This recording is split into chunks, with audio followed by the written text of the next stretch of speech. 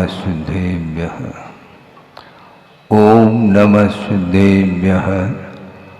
ओम नमस्तुभ्यः। मंगलम भगवान वीरो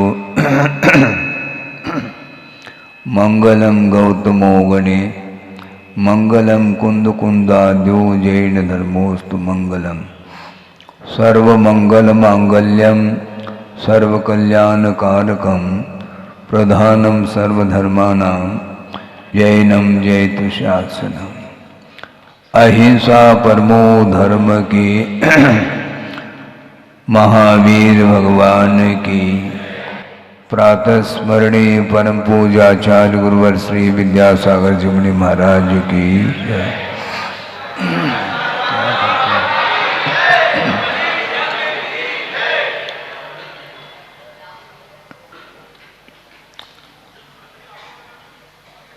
सावन सुदी सप्तमी के दिन पार्श्व प्रभु को निर्वाण की उपलब्धि हुई है। संसार से वो पार हो गए हैं। भव समुद्र से पार होना बहुत कठिन होता है। पार्श्वनाथ पुराण आप लोग पढ़ते होंगे, उनका इतिहास सामने आता है और इसमें कोई शक नहीं है कि कर्म का जो फल मिलता है वो अपने ही परिणामों के माध्यम से अर्जित जो कर्म है उस कर्म का वह कर्ता भी स्वयं होता है और उसके फल का भोक्ता भी उसको स्वयं ही होना पड़ता है। ऐसा नहीं हो सकता कि कोई कर्म करे और उसका फल किसी दूसरे को मिलता हो, ऐसा संभव ही नहीं है। और ये धारणा बिल्कुल निकाल देनी चाहिए। मुझे कोई दुखी बनाता है, मुझे कोई सुखी बनाता है, इस प्रकार की धारणा, इस प्रकार की बुद्धि को छोड़ने के लिए कहा जा रहा है। निजार्जितं कर्म विहाय देहिनो न कोऽपि कस्यापि ददाति किंचन। आगे विचारयन्नेव मनन्यमानसः परो ददाति इति विमुञ्च शेमुषीम्। शेमुषी बोलते हैं बुद्धि को। इस प्रकार की बुद्धि को छोड़ देना चाहिए कि मुझे कोई दुखी और सुखी बना रहा है, क्योंकि दुखी और सुखी बनाने में बहिरंग कारण भले ही उपस्थित हो सकता है, किंतु अंतरंग जो कर्म है वह बलवान होता है। भीतर यदि तीव्र पाप कर्म का उदय नहीं है तो दूसरा हमें कभी भी दुखी नहीं बना सकता, और तीव्र पुण्य का उदय है तो सामने वाला व्यक्ति सुखी बनाने में उपस्थित है, किंतु तीव्र यदि पुण्य कर्म का उदय नहीं है तो वो कैसा सुखी बना पाएगा। तो सुखी और दुखी जो होता है वह अंतरंग जो निमित्त है, कर्म है, उसके उदय में ही वह सुख और दुख का संवेदन करता है। बहुत अल्प समय में संक्षेप में पार्श्वनाथ भगवान के इतिहास के बारे में थोड़ा विचारना है। वैसे आप लोग वर्तमान योग ग्रंथों का स्वाध्याय आदि करते हैं और पार्श्वनाथ चरित्र के बारे में भी आपने कई बार पढ़ा होगा, किंतु पढ़ना अलग वस्तु है और संवेदन में लाना अलग वस्तु है। एक राजा अरविंद हुए हैं और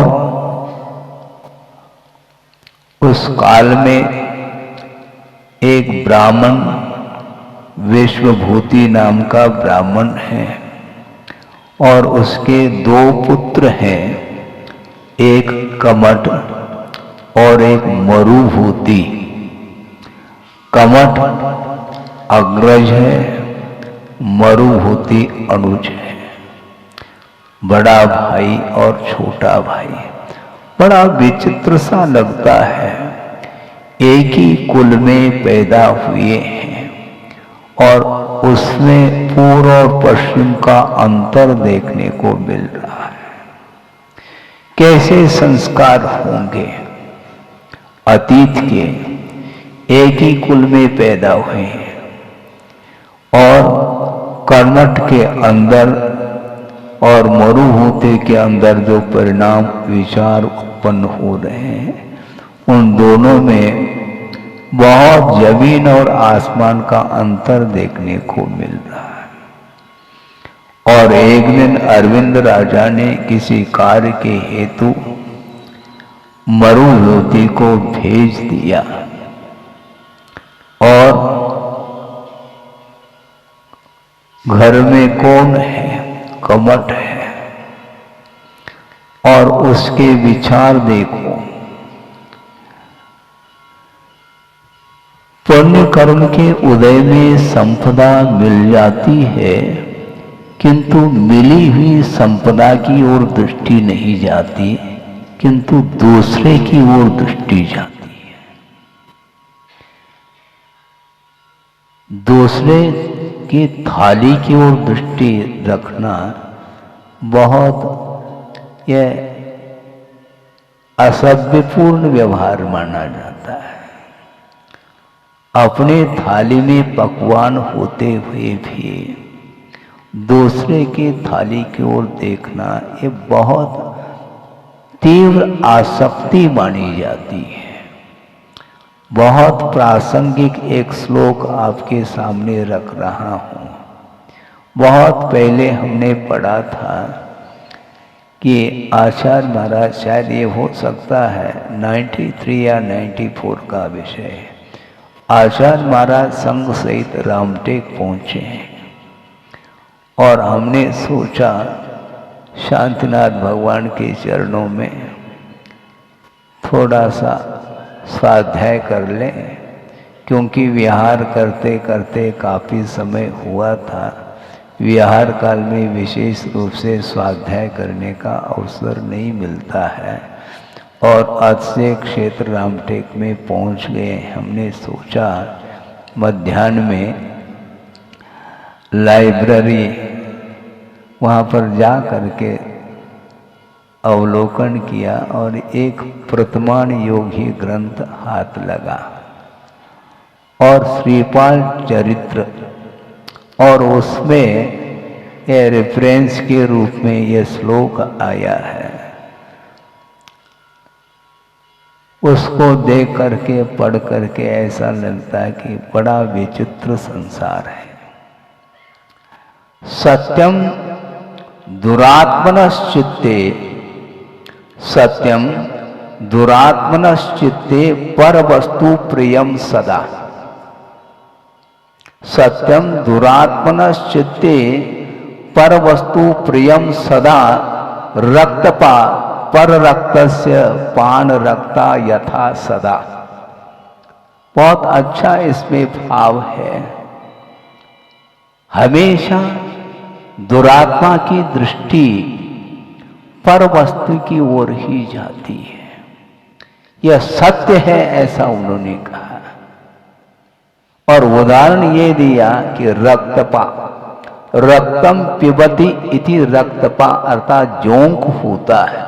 आप जोंक जानते हैं, गाय भैंसों के जहाँ पर दूध झरता है वहीं पर वह चिपके हुए रहते हैं, किंतु उसके नसीब में दूध का पान करना नहीं है और सड़ा गला वह रक्त का पान करता है। इसलिए रक्तम पिबती इति रक्तपा, किंतु किसके रक्त को?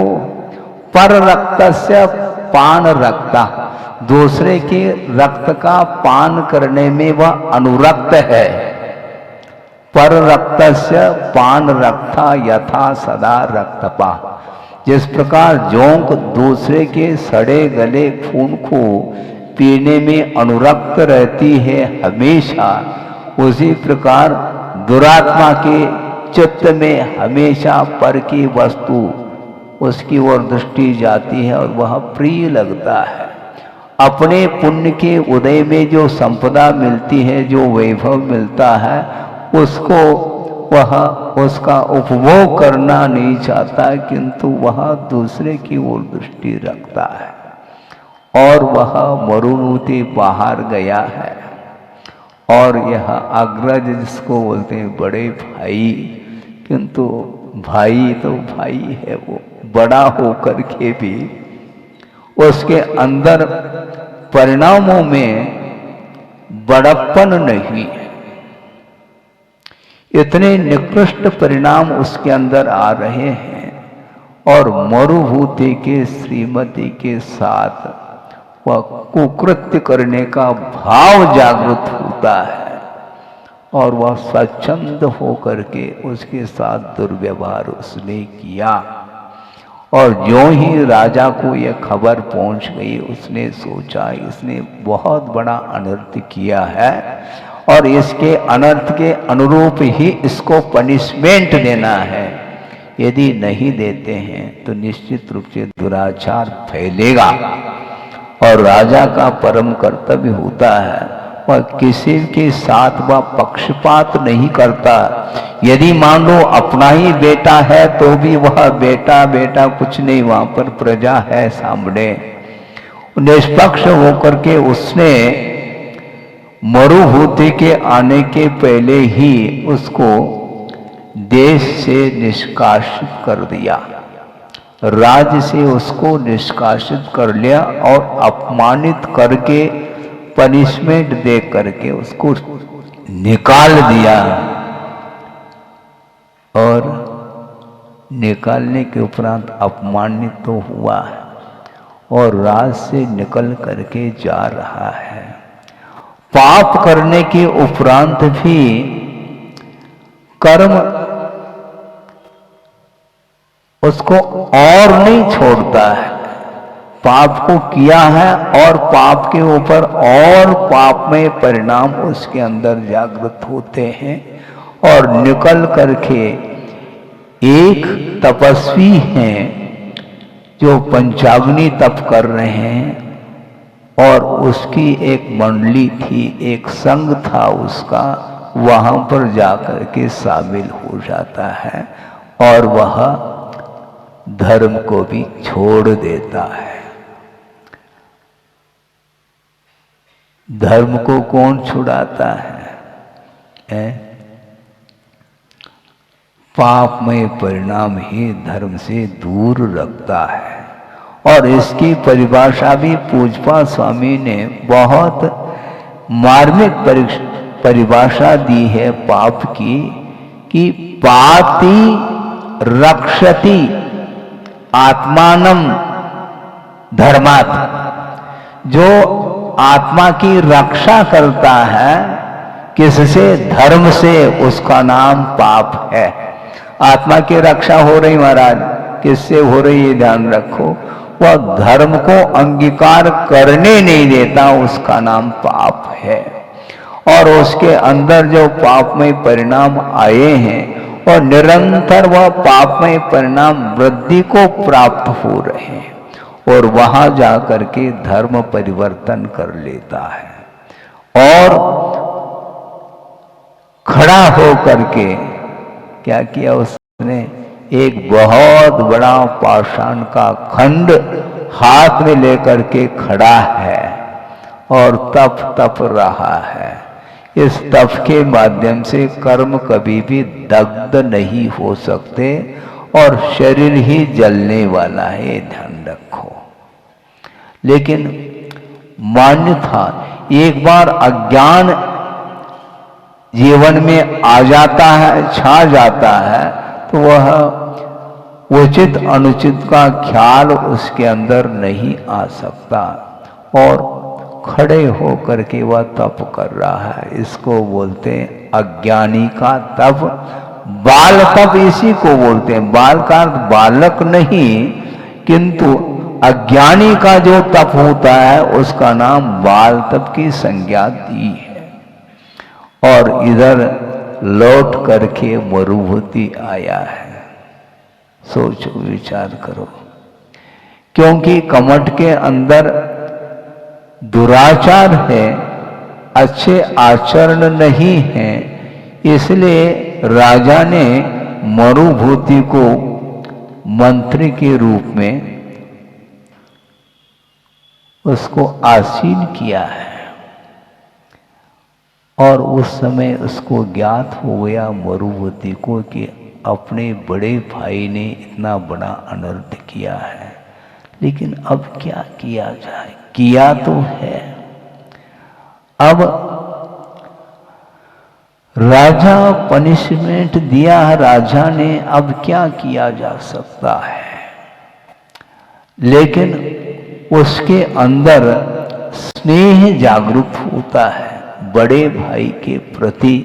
अभी भी वह बड़ा भाई मान रहा है और राजा को निवेदन करता है कि राजन, मुझे वहां पर जाना है, क्योंकि आपने दंड दिया है, ये अलग वस्तु, किंतु कितना भी हो तो बड़ा भाई है।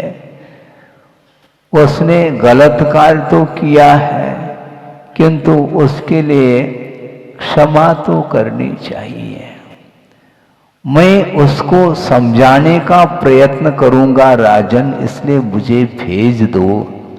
वो राजा बोलता है, क्यों, तुम वहां जाना चाहते हो, कोई बाधा नहीं, किंतु वह किस रूप में है तुम्हें ज्ञात है क्या? नहीं। हाँ, ज्ञात तो है राजन, उसने धर्म परिवर्तन किया है, ऐसा हमने सुना है, इसलिए उसको समझाने का मेरा मन हो रहा है, क्योंकि हमारा भाई होने के नाते। और उसके अंदर स्नेह जागृत हुआ है। लेकिन राजा ने कहा कि वहां तुम्हें नहीं जाना चाहिए, क्योंकि जिसने इतना अनर्थ बड़े भाई होने के उपरांत भी आपके श्रीमती के साथ कुकृत्य किया है, इसके उपरांत भी तुम्हारे अंदर स्नेह जागृत हो रहा, ये ठीक नहीं है, तुम्हें नहीं जाना चाहिए। इसके उपरांत भी तुम्हारी भावना है तो देख लेना, जैसा भी हो। वो गया मरुभूति और वह एक विशाल पाषाण खंड को लेकर के वह तप कर रहा है खड़े होकर के। उसने सोचा कि इस प्रकार की इसकी जो विपरीत वृत्ति हो रही है, इसको शायद समझाने से इसकी मति पलट सकती है। इसलिए जाकर के उसके चरणों में निवेदन किया कि देखो, इसमें मेरा कोई दोष नहीं है, राजा ने तुम्हें दंड दिया है, लेकिन मैं क्षमा चाहता हूँ कि इस प्रकार का कार्य आपको नहीं करना चाहिए। और कुछ संबोधन उसको दे दिया, कुछ धार्मिक बातों के माध्यम से उसकी मति पलट जाए, इस उद्देश्य को लेकर के संबोधित किया। और उसके चरणों में वह नतमस्तक हो रहा है, किंतु क्या, वह कमठ तो कमठ रहा। पार्श्वनाथ भगवान तो कर्मठ रहे, किंतु वह कमठ तो कमठ है। और तीव्र कर्म का और उदय आया और क्रुद्ध होकर के अपने अनुज के ऊपर उस पाषाण खंड को वह छोड़ देता है। उसी समय मरुभूति का अवसान हो जाता है। सोचो, विचार करो, कमठ ने इतना भयानक पाप करने के उपरांत भी अपने छोटे भाई के ऊपर वो आग थोड़ी बुझती है। वो क्रोधाग्नि है, वह शांत थोड़ी होने वाली है। क्रोधाग्नि को शांत तब किया जा सकता है, ठीक उसके विपरीत क्षमा भाव आ जाए तो क्रोध शांत हो सकता है, किंतु वहाँ पर कोई क्षमा भाव है ही नहीं।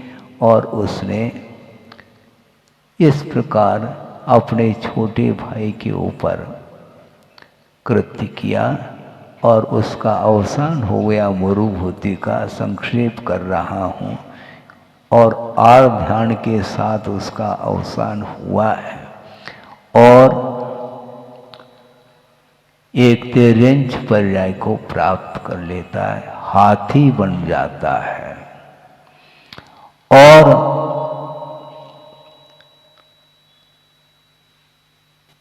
उस की जो पत्नी थी वह भी उसी पर्याय को प्राप्त कर लेती है। और होता क्या, अब क्या होना है, वह अरविंद राजा को जब ज्ञात हो गया कि मंत्री का अवसान हुआ है और इस प्रकार की घटना के माध्यम से अवसान हुआ है, तो उसको वैराग्य हो जाता है कि संसार बड़ा विचित्र है, और वह दीक्षित हो जाता है राजा। और संयोग की बात है, उसी जंगल में जा कर के वह एक विशाल चट्टान पर जा कर के वह सामाय के लिए बैठे हैं, मुनि बन गए वो। और उसी समय वह हाथी देख लेता है और न जाने कौन सा कर्म का योग आ जाता है। वह क्रुद्ध होकर के उसके सामने दौड़ करके उसको समाप्त करने का भाव आया है, किंतु समाप्त कर कैसा सकता है। उस मुनि महाराज के वक्षस्थल में जो श्री वत्स को देख करके उस हाथी को क्या हो जाता, जाति स्मरण हो जाता है, और उसके माध्यम से पूरा इतिहास सामने आता है। अरे ये तो पूर्व भोग के राजा रहे, और राजा ने अपने पूर्व भोग के राजा इस प्रकार कौन सोच रहा है, हाथी सोच रहा है। और राजा जो मुनि बने हैं उनको भी पूरा अवधि ज्ञान है, सब जान रहे हैं। इसके उपरांत वो मुनि महाराज उसको संबोधित कर रहे हैं, तुम्हारा इतिहास इस रूप में रहा है, इसलिए चेत जाओ, और ध्यान के कारण तुम्हारा अवसान हुआ है। ये अवसान जो हुआ है, ये इसका मूल कारण क्या है, स्नेह। स्नेह यदि नहीं होता, राजा की आज्ञा को यदि वह स्वीकार कर लेता है, क्योंकि राजा ने स्पष्ट रूप से मना किया था उसको, तुम उधर मत जाओ, लेकिन वह स्नेह जो है ना वह बहुत कठिन होता है। और स्नेह के कारण समझाने के भाव उसके अंदर आ गए, किंतु वहाँ पर जा कर के मौत ने बुला लिया और ऐसा कार्य हुआ। उसके उपरांत जब संबोधित करते हैं वो मुनि महाराज, तो उस हाथी ने तत्काल उसको जो जाति स्मरण हुआ था उसके माध्यम से सम्यक्त को भी ग्रहण कर लेता है, और साथ साथ अनुवृत्ति बन करके वह संलिग्ना पूर्वक समाधि पूर्वक मरण उसको करना है। और वह उसका शरीर धीरे धीरे धीरे चारित्र के माध्यम से, तप के माध्यम से क्षीण होने लगा, और एक बार वह पानी पीने के लिए पहुंचा है सरोवर में, और वहीं कीचड़ में वह फंस जाता है।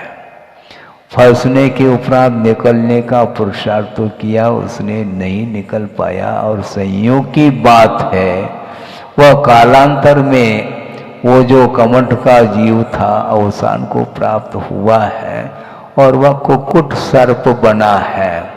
संयोग इसी को बोलते हैं। और उसी सरोवर के पास वह पहुंचा है और उसको भी पुराना इतिहास ज्ञात हो जाता है। जाति स्मरण होते ही उस हाथी को डस लेता है और उस हाथी का अवसान हो जाता है। ध्यान रखो, पहुंचा कहा, अब निरंतर पार्श्वनाथ भगवान का विकास ही होना है। उस हाथी के पर्याय से वह स्वर्ग पहुंचा है। विश्व कल्याण की भावना रखी है। विश्व कल्याण की भावना में कमंड भी शामिल है, ये ध्यान रखो। ऐसा नहीं कि वह उसके लिए वैर धारण कर रहे हैं पार्श्व प्रभु, संभव नहीं है वो। क्योंकि तुमसे मेरे कर्म कटे, मुझसे तुम्हें क्या मिला है? तुम्हारे निमित्त से तो मेरे कर्म ही कट रहे हैं, किंतु मेरी इस वीतराग मुद्रा के दर्शन से तुमने लिया क्या है? वीतराग मुद्रा को देखने के उपरांत भी जिसके अंदर उपसर्ग का भाव आता है, बहुत बड़ा तीव्र पाप कर्म का उदय माना। कर्म सिद्धांत की ओर दृष्टि रखें, दो मिथ्या दृष्टि हैं और दोनों मिथ्या दृष्टियों में जमीन और आसमान का अंतर देख सकते हैं। कैसे महाराज?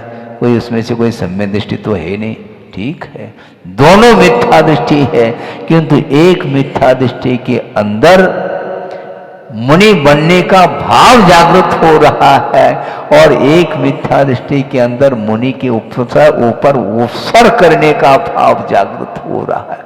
दोनों मिथ्या दृष्टि, एक का पतन है और एक का उद्धार है। सोचो, विचार को, ये सिद्धांत है। मिथ्यात्व गुणस्थान से एक साथ सप्तम गुणस्थान को प्राप्त किया जा सकता, उसको कोई रोक नहीं सकता। एक साथ रत्नत्रयी की उपलब्धि, हाँ, चाहिए महाराज, चाहिए। आप पूछ रहे हैं, भाव जागृत हो तो हम ले लेंगे, है? बहुत कठिन होता है। इसको बोलते हैं 10 भव तक कमठ ने वैर बांधा है। एक तरफ का वैर है और पार्श्वनाथ भगवान का जीव था, उसने तो सोचा हमें इसमें निरंतर हमारी परीक्षा हो रही है और इस परीक्षा में मुझे उत्तीर्ण होना है, इसलिए उन्होंने सोचा किसी के साथ वैर रखने में कोई सार नहीं है। वैर रखेंगे तो निश्चित रूप से पतन ही पतन होगा। इसलिए और कितने भोग लगना है लगने दो, हमें कोई आकुलता नहीं, बल्कि उन्हें मोक्ष की भी आकुलता नहीं थी, है? आकुलता करने से कोई कार्य संपादित नहीं होता। उनने सोचा है हमें मार्ग पर चलना है, मंजिल कितना दूर है तो बस फिर और दूर होता चला जाएगा, ये ध्यान रखो। मंजिल कितना दूर है यदि विकल्प आ गया तो फिर बस गाड़ी रिवर्स हो सकती है। 25 किलोमीटर चलना है और 1 किलोमीटर चला नहीं, और कितना दूर है? 24 किलोमीटर दूर है। इसमें क्या दिक्कत है आपको? चलो तो कम से कम 1 किलोमीटर चले नहीं और वृक्ष के नीचे बैठने का भाव आ रहा है।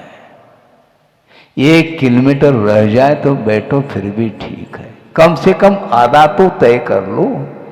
12-13 किलोमीटर चलने के उपरांत बैठना चाहिए। और गुरुदेव ऐसे ही करते थे, जल्दी बैठते नहीं थे वो, और कभी भी बैठते भी थे तो हम लोगों की ओर दृष्टि रख करके बैठते थे। थक गया होगा संग, इसलिए हम यदि नहीं बैठेंगे तो वो भी साथ साथ चलेगा संग, इसलिए हमारे निमित्त से वो बैठ जाते थे। थोड़े बहुत बैठने का उनका भाव नहीं, क्योंकि उनका बार बार कहना रहता था कि मार्ग में विश्राम नहीं, मार्ग में विश्राम की बात मत करो, मंजिल में ही विश्राम दिया जाता है। मोक्ष मार्ग पर चल रहे हैं, मुड़ करके हमें देखना नहीं है। मंजिल कब आएगा ये यदि भाव रखेंगे तो निश्चित रूप से मंजिल कभी आती नहीं। आती मंजिल कितना दूर है, आ ही गया जबलपुर थोड़ी आ रहा है, हम जा रहे हैं कि वो आ रहा है। जबलपुर कभी भी अगवानी करने के लिए नहीं आएगा, जबलपुर वाले आते हैं, ध्यान रखो। जबलपुर न भेजने जाता है न अगवानी के लिए आता है, नहीं आ सकता। हमें जाना है, मंजिल पार हमें करना है। तो इसलिए निरंतर वह धर्म ध्यान करते रहे और तीर्थंकर प्रकृति का बंद किया है और उसमें विश्व कल्याण की भावना उसके अंदर आई है। सोचो, विचार करो, और अभी भी वह कमठ शांत नहीं है और वह देव पर्याय को प्राप्त करके उपसर करने के लिए आया है। वो कौन सा? हाँ, संवर नाम का, शायद ज्योतिष देव है। हाँ, ज्योतिष देव। और वह विक्रिया के माध्यम से पार्श्वनाथ के ऊपर उपसर्ग है, भीषण वर्षा प्रारंभ कर ली। बड़े बड़े पाषाण खंड की वर्षा कर ले, किंतु वो सारे सारे फूल के समान, कोई असर नहीं उस उपसर्ग का। कितने करते हैं, कर लो, क्योंकि वो पार्श्वनाथ सोच रहे हैं तुम कहाँ कर रहे हो उपसर्ग, तुम उपसर्ग में एकमात्र बहिरंग निमित्त हो, मेरा तो अंतरंग निमित्त चल रहा है, अभी भी जोर मार रहा है, उसी को तो हमें पछाड़ना है। कर्म का क्षय करने के लिए साधना की जाती है, दूसरे के पीछे नहीं पड़ा जाता। हाँ, मैं स्वयं अपराधी हूँ, सामने वाला अपराधी है क्या नहीं है ये मेरा विषय ही नहीं। और अंत तो गत्वा पार्श्वनाथ भगवान को केवल ज्ञान हो जाता है। और अब केवल ज्ञान होने के बाद अब कमठ का जो पारा था वो धीरे धीरे धीरे शांत होने लगा और पार्श्वनाथ भगवान की निमित्त से उनको क्या मिला, कमठ को गिफ्ट में सम्यक दर्शन मिला है, ये ध्यान रखो। 10 भव तक उपसर्ग किया, इसके बाद पार्श्वनाथ भगवान के चरणों में आकर के नतमस्तक हो जाता है और समर्पण भाव आते ही सम्यक की उपलब्धि उस कमठ को होती है। हम सोचते हैं कि ये शत्रु है, ये मित्र है, ये शत्रु है, मित्र है, कहते रहो तुम। स्वार्थ संसार, स्वार्थमय संसार है। अपने अनुरूप यदि मान लो किसी के अंदर विचार उत्पन्न हो रहे हैं तो वह मित्र का रूप लेता है, उसके साथ संबंध जोड़ देता है। और अपने विचारधारा से यदि मान लो तालमेल नहीं है तो बस वह शत्रु के रूप में, उसके साथ वह संबंध रखना नहीं चाहता है।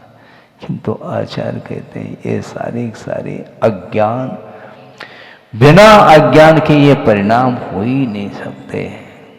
लेकिन ये सुनना सुनाना बहुत सरल है, किंतु उस रूप अपने आप को परिणत करना बहुत कठिन काम है।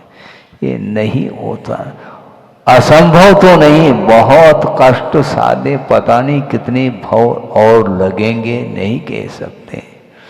किंतु पार्श्वनाथ भगवान का धैर्य तो देखो, है? कितना धैर्य होगा। 1 ने 2 ने 10 भव तक वह पीछे पड़ा रहा कमठ। इसके उपरांत भी कोई बदले का भाव नहीं है, प्रतिशोध की भावना नहीं। क्यों? इसलिए नहीं है कि उन्हें आत्म तत्व को प्राप्त करना है। किसी के साथ प्रतिशोध की भावना रखने से हमें क्या मिलने वाला है? कुछ नहीं मिल सकता। इसलिए आज प्रभु को निर्वाण का लाभ हुआ है, केवल ज्ञान होने के उपरांत धर्म प्रभावना करते हुए काफ़ी समय तक उन्होंने प्रभावना की और अंत में जा कर के कहाँ पर, समय शिखर जी के ऊपर, वहाँ जा कर के उनको निर्वाण का लाभ हुआ है। आज के तिथि के दिन ही उनको निर्वाण का लाभ हुआ और कई जनता, कई लोग आज भीड़ वहाँ पर होगी। कहाँ पर? समय शिखर जी तीर्थराज है, तीर्थों में वह प्रमुख माना जाता है, जहाँ से कितने 20 तीर्थंकर निर्वाण को प्राप्त किए हैं और सामान्य केवलियों की कोई गिनती नहीं। अनंत जीव उस पवित्र स्थान से मुक्त हुए हैं। करोड़ों अरबों वर्ष होने के उपरांत भी वह स्थान जहाँ पर जाते ही अपने आप भावों में पवित्रता आती है। इसलिए ऐसे स्थानों को चुनना चाहिए जिस स्थान पर जाते ही भव भवांतर का सारा वैर भी समाप्त हो जाता है, भावों में पवित्रता आती है। और जब भावों में पवित्रता आती है तो निश्चित रूप से आत्मा का विकास उत्थान होता है। इसलिए निरंतर यहाँ पर आप लोग स्वाध्याय सुन रहे हैं, अनुप्रेक्षा का स्वाध्याय चल रहा है। जिस प्रकार पार्श्व प्रभु ने निरंतर आत्मा का चिंतन करते रहें, वस्तु तत्व का चिंतन उन्होंने किया, निरंतर अनुप्रेक्षा के माध्यम से उन्होंने कर्मों का क्षय करने का पुरुषार्थ किया है। उसी प्रकार भव भवांतर से आया हुआ जो कर्म है उसके क्षय के उद्देश्य को लेकर के निरंतर पार्श्व प्रभु की आराधना करते रहें, क्योंकि पंच परमेष्टि की आराधना के बिना कभी भी संसारी प्राणी का उद्धार न हुआ है न होगा। इसलिए किसी के प्रति दुर्भावना नहीं होनी चाहिए। आखिर वो भी तो जीवित तो है। कभी कभी ये कहते हैं महाराज कर्म का उदय है, मैं क्या करूं। अच्छा ठीक है, जो उपसर्ग कर रहा उसका कर्म का उदय नहीं है क्या? उसके प्रति भी ऐसा सोचना चाहिए ना, उसका कर्म का उदय है बेचार, वो क्या कर सकता है। दूसरे के लिए तो हम नहीं सोचते, अपने ऊपर कोई आपत्ति होती है तब वह दूसरे के ऊपर टूट पड़ता है। और अच्छाई के क्षेत्र में कुछ बात रखे, महाराज हमारा कर्म का उदय, मैं क्या कर सकता, तो उसका भी तो कर्म का उदय है। सब संसारी प्राणी जब तक संसार में रहेंगे तब तक वह कर्म के साथ ही उसका परिणमन होगा। इसलिए पुण्यार्जन करने का आप भाव रखो और साथ से पुण्य का अर्जन जब होगा उसके माध्यम से ही पाप कर्म की विच्छुद्धि भी हो सकती है, उसका क्षय होता है। इसलिए पाप कर्म के क्षय को लेकर के ही भगवान की आराधना की जाती है। और आज आप लोग उस मंदिर लाड़गंज मंदिर में निर्वाण लाडू चढ़ाए और भगवान की स्तुति और पूजा अर्चन आदि किया है। और धीरे धीरे इस प्रकार के जो पवित्र परिणाम हैं इनके माध्यम से ही हमें भी एक ऐसा समय आ सकता है, ऐसी घड़ी आ सकती है जिस घड़ी के दिन हमें भी निर्वाण की उपलब्धि हो सकती है। इसलिए जल्दी से जल्दी सबके लिए निर्वाण का लाभ हो, इस पवित्र भावना के साथ अहिंसा परमो धर्म की जय।